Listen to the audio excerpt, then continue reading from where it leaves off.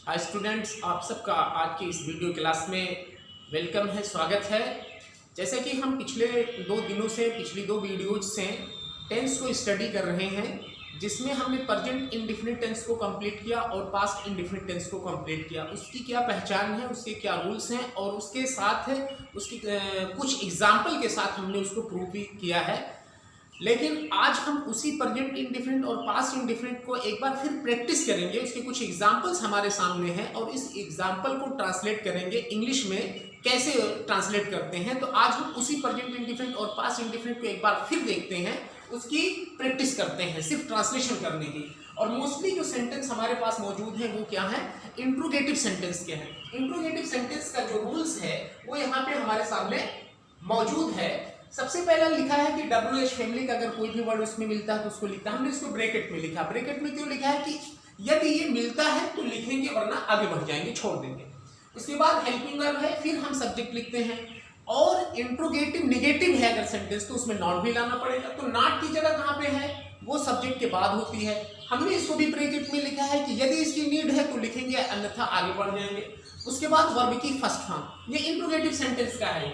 ये interrogative sentence के क्या है, रूल्स हैं। क्लियर हुआ पॉइंट। और फिर हम लास्ट में ऑब्जेक्ट लिखते हैं। ये तो है हमारा रूल। आइए पहला एग्जांपल हम देखते हैं, वो लड़के मैदान में क्या खेलते हैं। स्टूडेंट हम ध्यान देंगे कि इसमें जितने भी शब्द हैं, ये सारे शब्द जो है हमसे सवाल नहीं कर रहे हैं, क्वेश्चन नहीं कर रहे हैं। इसमें कोई एक शब्द आया है जो हमसे सवाल पूछ लिया है। क्लियर हुआ कि नहीं हुआ। तो सबसे पहले हम उसको ढूंढेंगे। तो ढूंढते क्या मिलता है कि क्या नामक जो शब्द यहाँ पर आया है, यही हमसे क्या किया है, क्वेश्चन कर लिया है। ठीक है। अगर हम इसको छोड़ दें, ऐसे कहें वे लड़के मैदान में खेलते हैं, अब सवाल नहीं पूछा जा रहा, अब क्वेश्चन नहीं किया जा रहा है। लेकिन जब क्या को उसमें शामिल कर लेते हैं तो सवाल पूछ लिया गया। अब इस तरह का जो ये सवाल है, ये क्वेश्चन है। अब इस क्वेश्चन का आपको अगर आंसर देना है तो ये नहीं कह सकते हो हाँ या नहीं, ये नहीं कह सकते हो, बल्कि अब इस सवाल का जवाब देने के लिए, इसको रिप्लाई करने के लिए आपको इसकी व्याख्या करनी पड़ेगी। वे लड़के मैदान में क्या खेलते हैं, आपको कहना पड़ेगा क्रिकेट खेलते हैं, कबड्डी खेलते हैं, खो खो खेलते हैं, हॉकी खेलते हैं, यानी किसी भी गेम का आपको नाम लेना पड़ेगा जो वो खेल रहे हैं। हाँ या नहीं में इसका रिप्लाई नहीं देते। समझ में क्या आया हमको, यानी प्रश्नवाचक शब्द अगर हमारा वाक्य के बीच में आता है तो उसका आंसर हम हाँ या नहीं में नहीं दे सकते, बल्कि उसकी व्याख्या करनी पड़ेगी, उसकी वजह या रीजन बताना पड़ेगा। ऐसी स्थिति में जब प्रश्नवाचक शब्द हमारा वाक्य के बीच में होता है तो उसकी अंग्रेजी हम सबसे पहले लिखते हैं। यानी WH फैमिली का ये वर्ड है तो सबसे पहले हम क्या करेंगे, WH फैमिली वाले वर्ड को ही हम लिखते हैं। तो क्या को अंग्रेजी में क्या कहते हैं, वाट। हमने लिख लिया वाट। बहुत इजी है ट्रांसलेशन, बस एक गौर से देखना आपको। हमने ये WH को मिला, अब हमको क्या मिलना है, HV यानी हेल्पिंग वर्ब लाना है। यानी वाट के बाद हमको अब क्या लाना है, हेल्पिंग वर्ब लाना है। हेल्पिंग वर्ब खेलते हैं, ते हैं हमको बताया कि मैं प्रेजेंट इंडेफिनिट टेंस हूं। तो जब ये प्रेजेंट इंडेफिनिट टेंस है तो इसकी सहायक क्रिया क्या है, डू और डज है। डज को हम सिंगुलर पर्सन के साथ और डू को हम प्लूरल के साथ रखते हैं। यहाँ पे सब्जेक्ट हमारा क्या, हमको ये देखना है। सब्जेक्ट हमारा क्या है, वो लड़के। वो लड़के ये क्या है, हमारा सब्जेक्ट है जो हमको बता रहा है कि प्लूरल नंबर में हम। तो जब प्लूरल नंबर का वो सब्जेक्ट है तो क्या होगा, डू लाएंगे हम। प्लूरल नंबर के साथ हम किसका यूज करते हैं, डू का यूज करते हैं। हमने लिखा वाट डू, ये हो गया हमारा हेल्पिंग वर्ब। फिर उसके बाद क्या लिखेंगे, सब्जेक्ट लेंगे। सब्जेक्ट हमारा क्या, लड़के नहीं है, वो लड़के। क्लियर हुआ पॉइंट की नहीं हुआ। दोज बॉयज प्लूरल नंबर में, तो हम क्या लिखेंगे, दोज बॉयज। ये हो गया हमारा व्हाट डू दोज बॉयज। अब फिर उसके बाद चूंकि नॉट नामक शब्द यहां नहीं है, नहीं तो है नहीं, तो इसको हम छोड़ देंगे। वर्ब की हमें कौन सी फॉर्म लानी है, फर्स्ट फॉर्म लानी है। वर्ब हमारा कहां होता है, हिंदी वाक्य का जो आखिरी शब्द होता है, जो ता ती ते के साथ जुड़ा होता है, वही हमारा मेन वर्ब होता है। ये है खेलना, तो हम लिख देंगे प्ले। क्लियर हुआ। फिर उसके बाद हमारा ऑब्जेक्ट है। ऑब्जेक्ट हमारा क्या बच रहा है, मैदान में। तो मैदान में यानी में की अंग्रेजी होती है इन, उसके बाद हम लिख देंगे द फील्ड। ये इस तरह से इसका हम ट्रांसलेशन करते हैं। कोई भी हिंदी से अंग्रेजी बनाने का यही नियम है कि हम इस नियम को याद कर लें, इसको लर्न कर लें और इसी के हिसाब से हम सारे वर्ड को, सारे पार्ट्स को लिखते चले जाएंगे, हमारा ट्रांसलेशन गलत नहीं होगा। क्लियर हुआ। दूसरा है तुम अपने माता पिता की आज्ञा क्यों नहीं मानते हो। एक बार फिर जो प्रश्न पूछने वाला शब्द है वो कहाँ आया है, यहाँ आया बीच में। अब की बार क्या है, क्यों। तो इसकी अंग्रेजी हम सबसे पहले लिखेंगे वाई लिख दिया हमने। फिर उसके बाद हमको क्या लिखना है, हेल्पिंग वर्ब लिखना है। हेल्पिंग वर्ब डू और डज है, चूंकि ये प्रेजेंट इंडेफिनिट टेंस को मेंशन कर रहा है, ते हो, ठीक है, प्रेजेंट इंडेफिनिट टेंस। तो जब प्रेजेंट इंडेफिनिट टेंस है तो इसके साथ हम क्या लिखें, सब्जेक्ट कौन है हमारा, तुम है। तुमको हम कहाँ रखते हैं, प्लूरल नंबर में माना जाता है। यू के साथ हम डू को लाते हैं, हालांकि यू सिंगुलर भी है और प्लूरल दोनों भी है, ठीक है, लेकिन यू के साथ हम डू को ही यूज करते हैं, वाई डू, ठीक है। क्यों, अब यहाँ पे नहीं नामक शब्द है तो ये भी देखना पड़ेगा कि सेंटेंस में नॉट भी आएगा। हमने लिखा वाई डू, यानी हम WH फैमिली का वर्ड लिखे और हेल्पिंग वर्ब लिखे। अब फिर हमको क्या लिखना है, सब्जेक्ट लिखना है। सब्जेक्ट हमारा क्या है, तुम हो, ठीक है। काम करने का काम कौन किया है सेंटेंस के अंदर, एक्शन कौन है, तुम का है, ठीक है। तो ये हमारा क्या हो गया, हमारा ये हो गया सब्जेक्ट। फिर उसके बाद हमको क्या लिखना है, नॉट लिखना, चूंकि यहाँ नहीं नामक शब्द है इसलिए हम क्या लिखेंगे, नॉट को लिख देंगे। ये भी हमारा कंप्लीट। अब हमको लिखना है वर्ब की फर्स्ट फॉर्म। और वर्ब की फर्स्ट फॉर्म क्या बात है, आज्ञा नहीं मानते हो, मानना, आज्ञा मानना, यानी आज्ञा जो मेन वर्ब है वो किसके साथ जुड़ी है, ते के साथ जुड़ी हुई है। तो आज्ञा मानना की अंग्रेजी होती है ओबे। तो हम क्या लिखेंगे, ओबे, फर्स्ट फॉर्म में इसके। क्लियर हुआ पॉइंट। उसके बाद हमारा ऑब्जेक्टिव पार्ट क्या बच रहा है, अपने माता पिता की। Why do you not obey, अपने की अंग्रेजी, जब सब्जेक्ट हमारा यू है तो क्या होगा, योर। तो लिखेंगे हम योर, और माता पिता की अंग्रेजी होती है पेरेंट्स। ये हो गया, ये हमारा ट्रांसलेशन काफी इजी है। वे यहां कब आए, एक बार फिर क्वेश्चन पूछा गया है। अब देखिए क्वेश्चन पूछने वाला जो वर्ड है वो कौन है, कब है। अगर हम कब को छोड़ दें, वे यहां आए, अब सवाल नहीं पूछा जा रहा, क्वेश्चन नहीं किया रहा। लेकिन जब कब उसमें ऐड हो जाता है तो क्या होता है, सवाल पूछ लिया गया। एक बार फिर बीच में है, तो जब क्वेश्चन वर्ड बीच में होगा तो उसकी अंग्रेजी माफ नहीं है, उसकी अंग्रेजी हमको लिखना है। तो कब की अंग्रेजी होती है, व्हेन, हम लिखेंगे व्हेन, ठीक है। अब आए, ये प्रेजेंट इंडेफिनिट टेंस नहीं है, ये तो पास्ट इंडेफिनिट टेंस है, क्योंकि पास्ट की बात कर रहा है। यहाँ समय जो मेंशन हो रहा है, रेफर हो रहा है, वो पास्ट, इसलिए क्या होगा यहाँ पे, पास्ट इंडेफिनिट टेंस में। अब हमारी हेल्पिंग वर्ब क्या होगी, डिड आ जाएगी यहाँ पे। पास्ट इंडेफिनिट टेंस की हेल्पिंग वर्ब क्या है हमारी, डिड है, ठीक है। व्हेन डिड, अब वे हमारा क्या है, सब्जेक्ट है, तो इसको हम लिखेंगे what did they, when did they. आना की अंग्रेजी क्या होती है, कम, चूंकि वर्ब की फर्स्ट फॉर्म आएगी, केम नहीं आएगा, ये केम वर्ब की सेकंड फॉर्म है। लेकिन इंट्रोगेटिव सेंटेंस में हम क्या करते हैं, वर्ब की फर्स्ट फॉर्म लिखते हैं। तो हमने क्या लिखा, वर्ब की फर्स्ट फॉर्म को लिखा। अब यहाँ की अंग्रेजी हम लिख देंगे, ऑब्जेक्टिव पार्ट में यहाँ चला जाएगा, ठीक है। ये हो गया इसका ट्रांसलेशन, काफी इजी है। क्या तुमने अपने माता पिता को एक पत्र लिखा, यहाँ देख रहे हैं, एक बार फिर इंट्रोगेटिव सेंटेंस, ठीक, क्लियर है। लेकिन सवाल जो पूछ रहा है, प्रश्न जो कर रहा है, वो कौन सा शब्द कर रहा है, ये शब्द कर रहा है, क्या। अगर हम इसको मिटा दें, यहां से पढ़े, तुमने अपने माता पिता को एक पत्र लिखा। अब सवाल नहीं पूछा गया, क्वेश्चन नहीं किया गया, लेकिन जब कहते हैं क्या तुमने अपने माता पिता को एक पत्र लिखा, देखिए ये आपकी बार जो प्रश्न पूछा गया है, इसका आंसर आप हाँ या नहीं में दे सकते हो। क्या तुमने अपने माता पिता को एक पत्र लिखा, आप कह सकते हो हाँ, या इसका जवाब दे सकते हो नहीं, ठीक है। तो जब यस या नो में जिसका रिप्लाई हो जाता है, तो ऐसी कंडीशंस में उस सेंटेंस को हम हेल्पिंग वर्ब से ट्रांसलेट करते हैं। क्लियर हुआ, यानी क्या नामक शब्द की अंग्रेजी क्या हो जाएगी, माफ है। यानी क्वेश्चन वर्ड आरंभ में अगर आ गया क्या नामक शब्द, तो उसकी अंग्रेजी माफ, उसकी अंग्रेजी हम नहीं लिखते हैं। यानी अब WH फैमिली का वर्ड की अंग्रेजी यहाँ नहीं लिखी जाएगी, बल्कि हम हेल्पिंग वर्ब से स्टार्ट करेंगे। क्लियर हुआ। तो हेल्पिंग वर्ब लिखा, पास्ट इंडेफिनिट टेंस है, तो क्या होगा, डिड, हमने लिख दिया डिड। उसके बाद हमको क्या लिखना है, सब्जेक्ट तुम, What did, I'm sorry, did you, ठीक है, सब्जेक्ट को हमने लिख दिया।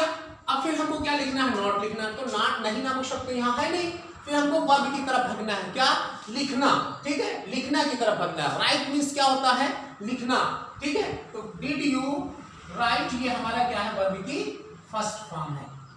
डिड यू राइट, क्या लिखा, अब यहां से हम उल्टा भगते आते हैं, इधर reverse. Did you write a letter did you write a letter, किसको? अपने माता पिता को। तो अपने यू के साथ एक बार फिर यू योर हो जाएगा। Did you write a letter, ठीक है, योर पेरेंट्स। स्टूडेंट्स यहां ध्यान देना है, क्योंकि राइट के साथ यहां पे क्या आ रहा है, दो ऑब्जेक्ट हमारे आ रहे हैं, एक तो लेटर हुआ और एक तो क्या हुआ, पेरेंट्स हुआ। एक निर्जीव ऑब्जेक्ट है और एक सजीव ऑब्जेक्ट है। तो सजीव ऑब्जेक्ट को जब हम बाद में लिखते हैं तो उसको लिखने से पहले हमको टू ऐड करना पड़ता है, इसलिए हमें यहाँ क्या लिखना पड़ेगा, टू को ऐड करना पड़ेगा। तो क्या हो जाएगा, did you write a letter to your parents, ठीक है, ये इस तरह से ट्रांसलेशन। अगला है तुम आज मैच क्यों नहीं खेले। एक बार फिर हमारा ये ट्रांसलेशन कहाँ पे है, पास्ट इंडेफिनिट टेंस का है, ठीक है, और सवाल पूछने वाला, क्वेश्चन करने वाला जो वर्ड है वो कौन सा है, क्यों है। तो जब बीच में क्वेश्चन वर्ड होता है तो उसकी सबसे पहले हम अंग्रेजी लिखते हैं, क्योंकि अंग्रेजी होती है व्हाई। उसके बाद हेल्पिंग वर्ब आएगी यहाँ पे डिड, क्लियर, हमने लिख लिया डिड, व्हाई डिड। अब फिर यहाँ देख रहे हैं नहीं भी आया तो इसकी भी अंग्रेजी है ना, पहले लिखेंगे कि बाद में लिखेंगे, नहीं अभी नहीं लिखेंगे, सब्जेक्ट को लिखने के बाद why did you, why did you. अब हम लिखेंगे not, why did you not. अब खेलना की अंग्रेजी होती है प्ले, ये मेन वर्ब आ गई फर्स्ट फॉर्म में। Why did you not play, क्या नहीं खेले, match. Why did you not play a match, कब नहीं खेले, टुडे, आज, ये हो गया। Why did you not play a match today? या यहाँ आ की जगह पे आप दा भी कह सकते हो, तब भी सही है, आ भी सही है और दा भी सही है, क्योंकि अगर आप दा लगा देते हो तो वो मैच आपका निश्चित हो जाता है, किसी पर्टिकुलर मैच की बात होती है। अगर ए मैच की बात होती है तो जनरल वे में बात होगी कि कोई भी मैच की बात हो रही है। उसकी सहायता राम ने कब की, उसकी सहायता राम ने कब की। यहाँ देखिए पास्ट इंडेफिनिट टेंस, एक बार फिर पास्ट इंडेफिनिट टेंस आपको। अब यहाँ क्वेश्चन जो कर रहा है वो कब कर रहा है, ये जो शब्द है कब, इसी ने क्या किया है, क्वेश्चन किया। तो कब को हम इंग्लिश में बोलते हैं व्हेन। एक बार फिर हम सबसे पहले व्हेन को लिखेंगे, व्हेन, और उसके बाद क्या आएगा, उसकी हेल्पिंग वर्ब आएगी व्हेन डिड, ठीक है। व्हेन डिड किसके बारे में कहा गया, राम के बारे में कहा गया, सब्जेक्ट हमारा कौन है, राम है। व्हेन डिड राम, राम हमारा यहाँ पर है, ठीक है। When did Ram help, first form में आएगा व्हेन डिड राम हेल्प, ठीक है। किसकी साथ, व्हेन डिड राम हेल्प, उसकी, है ना, हिम, उसकी की इंग्लिश क्या होगी, हिम होगी, ये होगा। When did Ram help him, Ram ने उसकी सहायता कब की।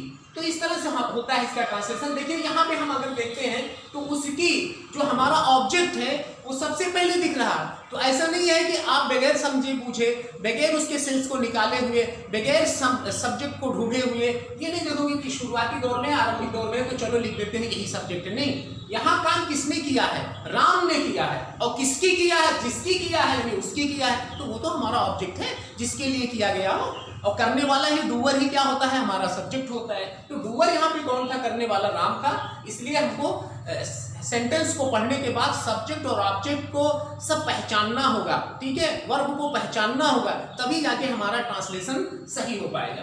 आइए अगला सेंटेंस हम लेते हैं, किसी ने उसकी गेंद चुरा ली। अब ये हमारा जो सेंटेंस है इस बार हमारा इंट्रोगेटिव सेंटेंस नहीं है। क्लियर हुआ कि नहीं हुआ।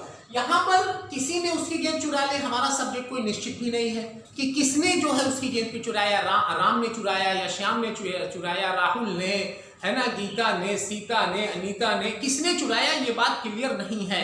तो जब हमारा सब्जेक्ट क्लियर नहीं होता है, इग्नोर्ड होता है, ठीक है, हमको पता नहीं होता है, तो उसके लिए हम क्या करते हैं, समवन का यूज करते हैं। किसका, समवन। अगर हमारा सेंटेंस अफर्मेटिव है तो समवन, और अगर हमारा वो सेंटेंस निगेटिव होता है, जैसे यहाँ दूसरा, किसी ने, यहाँ पर भी किसी ने, यहाँ पे हमने दो तरह के ट्रांसलेशन, दो तरह के एग्जाम्पल यहाँ पर दिए हैं किसी ने के लिए, एक को पॉजिटिव में रखा है और एक को नेगेटिव में रखा है। तो दोनों के लिए किसी की अंग्रेजी हम देखते हैं क्या होती है, वही रहती है कि कुछ डिफर होती है। आइए उसको हम देखते हैं। सबसे पहले हम इसको देखते हैं, किसी ने उसकी गेंद चुरा ली, किसी ने उसकी गेंद चुरा ली। यहाँ पे हमारा ये सेंटेंस पॉजिटिव का है, अफर्मेटिव का है। तो जब पॉजिटिव होता है तो हम लिखेंगे समवन। क्या हमने लिखा, समवन, ठीक है। चुरा ली, है ना, वर्ब की हम क्या लाएंगे, अब ये इस नियम को भूल जाएंगे, क्योंकि ये तो हमारा जो नियम था वो किसका नियम था, इंट्रोगेटिव सेंटेंस का था, ठीक है। लेकिन यहाँ पर जो हमारा एग्जांपल मिल रहा है वो पास्ट इंडेफिनिट का कौन सा है, अफर्मेटिव सेंटेंस है, ठीक है। तो अफर्मेटिव सेंटेंस में क्या आती है, वर्ब की सेकंड फॉर्म आती है। तो वर्ब की सेकंड फॉर्म कौन, चुराना की अंग्रेजी स्टील मींस होता है चुराना, और स्टोल इसकी सेकंड फॉर्म होगी स्टोल, ठीक। समवन स्टोल, क्या चुरा लिया भैया, उसकी गेंद है ना, समवन स्टोल उसकी गेंद। अब देखिए उसकी गेंद क्या होती है, यहाँ हम हिज भी कर सकते हैं और हर भी कर सकते हैं, ठीक है, दोनों सही है। अगर हम हर कर देते हैं तो ये समझा जाएगा कि मतलब वो जो गेंद चुराई गई है वो किसी लड़की की थी, और अगर हिज कहा गया तो वो गेंद किसी लड़के का, ठीक है। तो समवन स्टोल हिज बॉल, ठीक। और यहाँ पे अगर हम हर कर देते तो क्या हो जाता, किसी लड़की की तरफ इशारा हो जाता। तो दोनों सही थे, चाहे हिज लिखे या हर लिखे, इसमें कोई दिक्कत नहीं, वैलिडिटी की बात है। किसी ने उसकी सहायता नहीं की, इस बार क्या है, हमारा सेंटेंस जो है निगेटिव है, तो किसी ने उसकी सहायता नहीं की। तो जब किसी ने उसकी सहायता नहीं की यानी क्लियर नहीं है, तो यहाँ हो जाएगा नो वन या नन, हम कह सकते हैं, दोनों कह सकते हैं, नो वन या नन, दोनों कोई भी कह दो आप, दोनों सही। आप नन भी कह सकते हो या नो वन भी कह दो, ठीक है। एक बार फिर क्या है, पास्ट इंडेफिनिट टेंस है, नो वन, आपकी बार फिर क्या होगा, हेल्प्ड,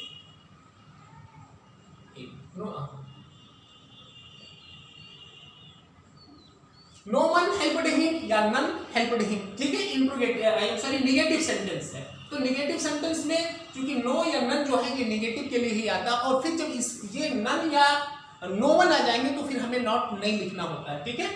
फिर इसके साथ नो वन के साथ हमें क्या करना है, हेल्प्ड वर्ब की सेकंड फॉर्म लाना है, क्योंकि डिड तो लाएंगे नहीं, अगर डिड नॉट आता तो फिर वर्ब की फर्स्ट फॉर्म आती। जब डिड नॉट नहीं आ रहा है, नेगेटिव भले ही है, तो वर्ब की क्या आएगी, सेकंड फॉर्म ही आएगी। क्लियर हुआ। वह इस समय क्या करता है, देखिए ये सवाल एक बार फिर पूछा, क्या करता है, प्रेजेंट इंडेफिनिट टेंस है, ठीक है। तो क्या करेंगे, जो प्रश्न पूछा है उसको हम सबसे पहले एक बार लिखते हैं, क्या लिखेंगे, व्हाट, क्या करता है, ठीक है। अब यही क्या नामक शब्द अगर यहाँ पे होता है, जैसे वह इस समय क्या करता है, आपको इसका जवाब देने के लिए क्या करना पड़ेगा, इसकी व्याख्या करनी पड़ेगी, इसकी वजह को बताने पड़ेगी। वो खेत जोतता है या बुआई करता है या पढ़ाई करता है, लिखाई करता है, धुलाई करता है, दुकान चलाता है, गाड़ी चलाता है, मतलब कुछ ना कुछ आपको बताना पड़ेगा। लेकिन अगर ये कह दिया जाए क्या वह इस समय करता है, क्या वह इस समय करता है, यानी कोई काम की तरफ, तो हाँ या जवाब में आप उसको कह सकते हो कि हाँ या नहीं वो कोई काम करता है, ठीक है। नहीं तो ये जब शुरू में आता है तो उसका आंसर हम हाँ या नहीं में देते हैं, अन्यथा की स्थिति में नहीं दे पाते हैं। अब ये क्या होगा, what present indefinite tense, subject हमारा वो, तो क्या करेंगे हम, डज, क्या लाएंगे, डज। फिर उसके बाद क्या लाएंगे, ही, और उसके बाद हमें आएगी मेन वर्ब आएगी। अब मेन वर्ब आएगी करना, करना की अंग्रेजी क्या होगी, do. What does he do इस समय, at this time, at this time, इस तरह से इसका ट्रांसलेशन होता है। यानी यहाँ पे डज भी आया और डू भी आया, तो डज तो हमारी हेल्पिंग वर्ब हो गई, और डू मीन्स होता है करना, ये हमारा मेन वर्ब हुआ। क्लियर हुआ पॉइंट कि नहीं हुआ, इसमें लिखने की जरूरत नहीं कि डू दो बार आया है, ये एज ए हेल्पिंग वर्ब आया है और ये एज ए मेन वर्ब है। क्लियर। किसने उसकी किताब चुराई, एक बार फिर किसने आया, यहां भी किसी ने, यहां भी किसी ने, ठीक है। यहां पे सवाल, किसने सवाल पूछा है और शुरुआत में है, हो रहा है कि नहीं हो रहा है, क्लियर। चुराई पास्ट इंडेफिनिट टेंस बता रहा हूं हमको, तो किसने उसकी किताब चुराई, क्वेश्चन पूछा गया है, किसी भी लड़के की या किसी भी लड़की की, कोई स्टूडेंट है उसकी पुस्तक चोरी हो गई है, पूछा जा रहा है किसने उसकी चुराई, जानकारी हो तो बताओ। तो हम क्या करेंगे, ऐसे वाक्यों का ट्रांसलेशन हम किसने की अंग्रेजी जो होती है वो हु होती है, क्या होती है, हु, ठीक है। उसकी चुराई, चुराई की अंग्रेजी पास्ट में हु स्टोल, हु स्टोल उसकी किताब, हिज बुक या हर बुक, ठीक है। यहां पर एक बार जब हु से स्टार्ट हुआ है, अब यहां पे हम ये देखते हैं जो सब्जेक्ट हमारा है, ठीक है, हु, वो क्या है, दिख नहीं रहा है, बात समझ आ रही कि नहीं आ रही, यानी किसने, यही क्या है हमारा क्वेश्चन वर्ड भी है और यही क्या है हमारा सब्जेक्ट भी है, समझ में ना, जिसने एक्शन को किया है, ठीक है। तो ऐसे कंडीशंस में हम इसको हु के साथ ले आते हैं और फिर उसके बाद हमारा जो सब्जेक्टिव पार्ट होता है वो गायब हो जाता है, क्योंकि यही हमारा क्या हो गया है, सब्जेक्ट बन गया है, ठीक है। किसान खेत में क्या करता है, क्या की अंग्रेजी क्या होगी, हम सबसे पहले लिखेंगे व्हाट, लिखेंगे व्हाट, और एक बार ये क्या है हमारा प्रेजेंट इंडेफिनिट टेंस है, तो किसान हमारा सिंगुलर पर्सन है, तो इसलिए क्या आएगा what does, what does the farmer हमारा सब्जेक्ट है, व्हाट डज द फार्मर क्या करता है, फिर आएगा डू, कहां, खेत में, इन द फील्ड,